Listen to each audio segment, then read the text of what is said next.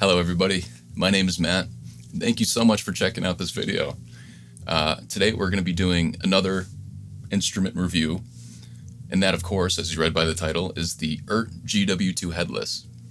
Now, I've seen this thing everywhere, the Amazon guitar, and I've actually been super excited to try it. I'm not sponsored by EART or anything like that. I've just seen all the fuss about it and wanted to check it out for myself. So in this video we're going to do a deep dive on how it comes out of the box, how it sounds. We're going to check out the specifications and everything in between. So stay tuned. Here we go. Alrighty. So first, of course, we have to get this thing out of the box. And as it comes, you know, this thing is pretty small. You can see the thickness of it. Do a little shimmy shake. So we got the styrofoam packaging, pretty typical for Chinese guitars. I'd honestly say it's one better. Usually when you get a guitar shipped to you, it's just a little bit of styrofoam and cardboard boxes that are propping it together so it doesn't fall apart. So honestly, not a bad job packing it up. Okay, here we go. A little bit of wrapping here. Comes with 2 Allen screws. What is this here? It looks like it's a tool, a little implement for something, an adjustment on the guitar maybe you could make. We have an EART Guitars instruction manual. Nobody reads these anyways, do they? Only when they're in trouble. Now, for the meat and potatoes. And I can tell this has D'Addario strings on it already. That's amazing, actually. Jeez. Here we go. Oh man, I can see the roasted maple neck already. Beautiful. The strings come wrapped as well to not damage the fretboard in shipment. That's amazing. Love that. Check that out. Actually a pretty heavy guitar. Was not expecting it to be this heavy, being a headless, but wow, beautiful finish on the body. Nice matte black. And here's the back. Check out the back of that headstock. That's pretty neat. It's almost like parchment paper, for lack of a better word. Look at those highly polished frets. I don't know if you can pick that, if that's picking up on camera, but you know, first impression is wow. Beautiful. That's gorgeous. Cool. Is it in tune? It is not. That's okay. We can tune it right up. So let's get into some specifications. Let's start with the neck. Now, as you can see, this is a beautiful roasted maple neck. Roasted maple is absolutely one of my favorite woods to put on a neck. I live in a very cold and very hot climate. It depends on the type of year. This always seems to stay stable, which is why I love it. It's like bread, right? When you have a piece of bread, it's pretty floppy, but when you toast that bread, it's pretty rigid. That's just like maple when it's roasted.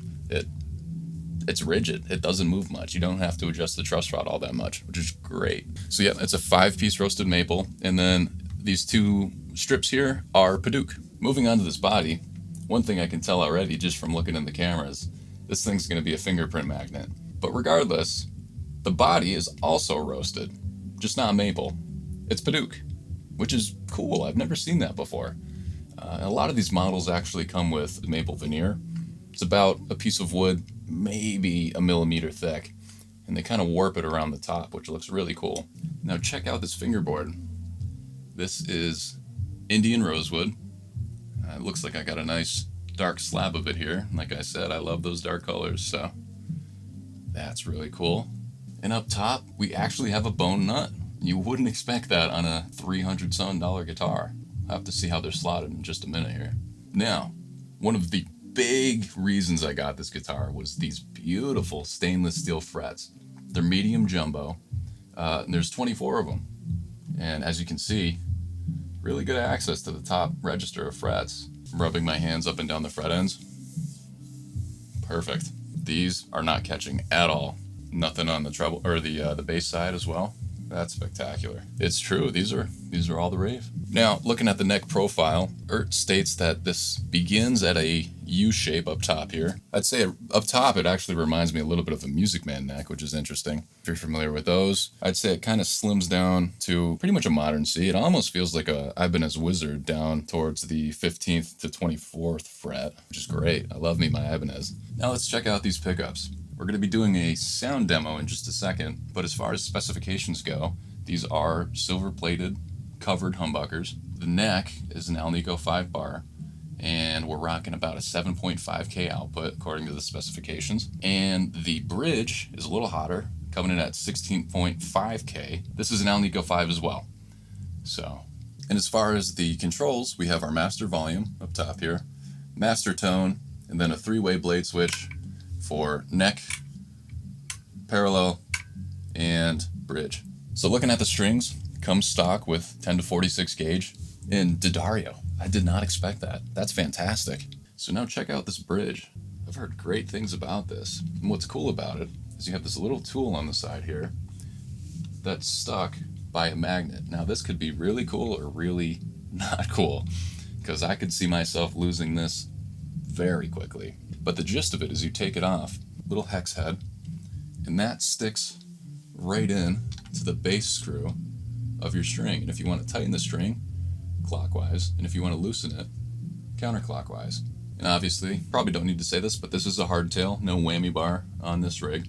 The nut width on this bad Larry is 41.7 millimeters. Neck depth on the first fret is 20.5 millimeters, and on the 12th fret is 21 millimeters. So not too much of a bump in thickness, and rather thin in my opinion. So as far as the radius on this fretboard, it starts off at the neck at a 9.5 inch radius. So if you're familiar with Fender at all, that is how 95% of their guitars are made and how their fingerboards feel. And then as you go up the neck, it compounds down to a flatter 14 inch, which 14 inches is one of my favorites. It's flat enough, yet round enough for lead playing and a little bit of chordal stuff here and there as well. Now, as far as the setup, let's check and see what the action's like out of the box. As we mentioned before, this did not come in tune, but I won't knock them any points for that. So at the 12th fret on the E string, pretty low. That's about a 1.3 millimeter height off of the 12th, low E string. And on the high E string, wow, we got a flat 1.25. So you were rocking a pretty low action with these out of the box. Now I'm just gonna make sure that this neck is straight and I'm not giving you a bunch of baloney. We don't want that. Guys, this neck is as straight as a board. You know, if that's not an advocation for roasted maple, I don't know what to tell you. No adjustments needed, even out of the box. That's great. So I will confirm my statement. The action holds through 1.3 millimeters off of the 12th fret on the bass side and 1.25 off of the high E string off of the 12th fret. That's fantastic. Alrighty, so it's all in tune. Let's see how it sounds. Not bad.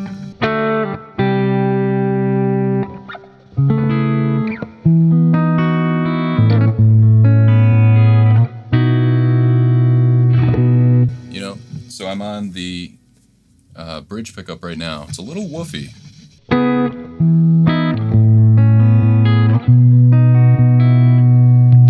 Neck pickup. That's really woofy.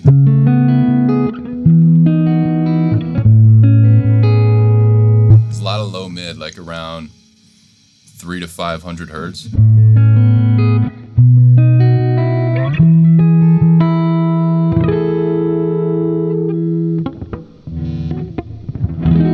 Tell you what though, these frets feel fantastic. I have played guitars well over $1,000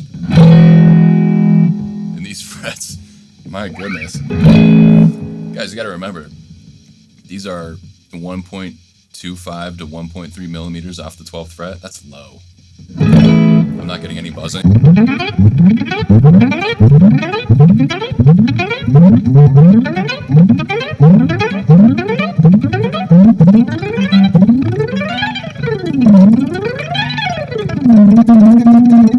Yeah, I'm not getting any buzzing. That's fantastic. You hear how woof that is?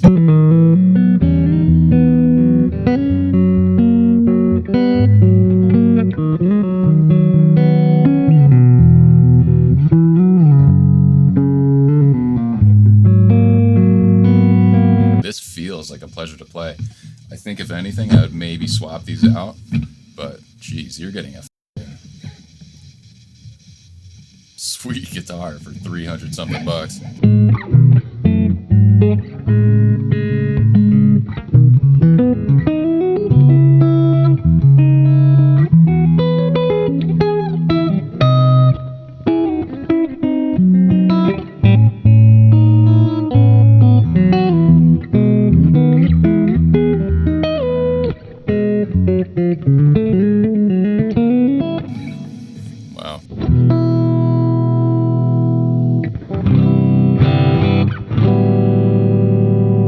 let's check out the neck pickup in a quick lead run. Then we'll swap over to the bridge pickup, kind of see how the two compare. So this is the neck. That is so fat. That's almost like it's almost like a Gibson PAF, like an old school PAF. This would sound great up in the upper register, I can already tell. But maybe down low, you're gonna want to use more of your bridge pickup for sure. Hear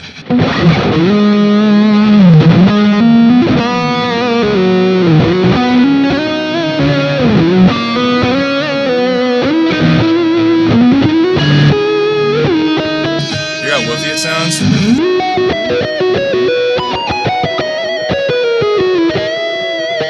But that sounds pretty good, you know what I mean? So let's try it with a bit immediate more clarity.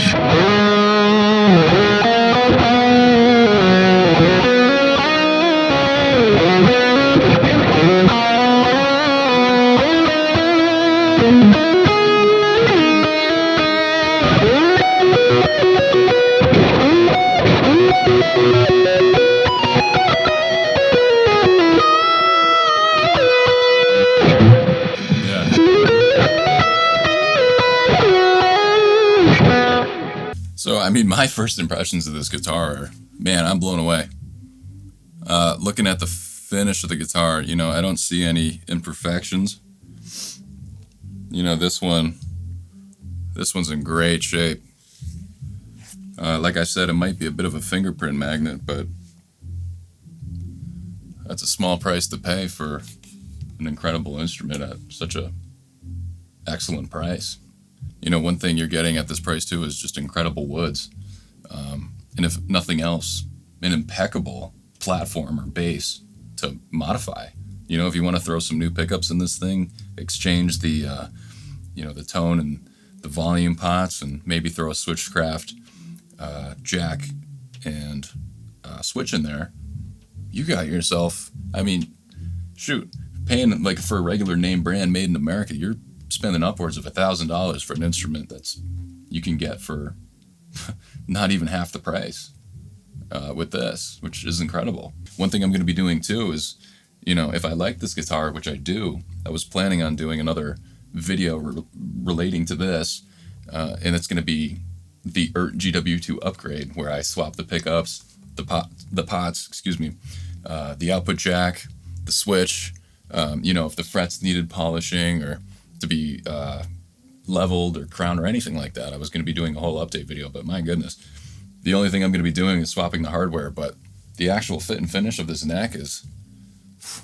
you know, I have an Ibanez bass right here, and this neck is comparable to that, and I spent $1,300 on that thing. I'd argue this has better frets.